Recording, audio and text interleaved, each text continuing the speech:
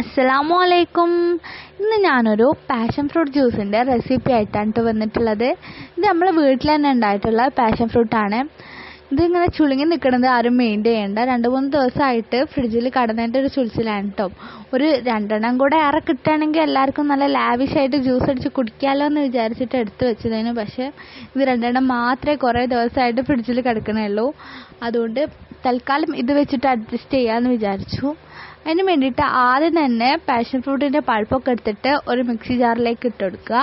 അതിലേക്ക് ആവശ്യമായിട്ടുള്ള പഞ്ചസാരയും കൂടെ ഇട്ട് കൊടുക്കുക കേട്ടോ. എന്നിട്ട് ആവശ്യമായിട്ടുള്ള വെള്ളം കൂടെ ഒഴിച്ചെടുത്തിട്ട് നന്നായിട്ടൊന്ന് ബ്ലെൻഡ് ചെയ്തെടുക്കുക. നമുക്കിതിലേക്ക് 2 പച്ചമുളക് വേണം. 2 പച്ചമുളക് നന്നായിട്ടൊന്ന് ചതച്ചിട്ട് ഇതിലേക്ക് ഇട്ട് കൊടുക്കുക കേട്ടോ.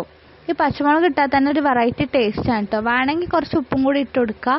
അപ്പോൾ തന്നെ സാധനം പൊളിക്കും. അപ്പോൾ എല്ലാവരും ഇതൊന്ന് ട്രൈ ചെയ്ത് നോക്കാം. നിങ്ങൾ ഫീഡ്ബാക്കൊക്കെ ഒന്ന്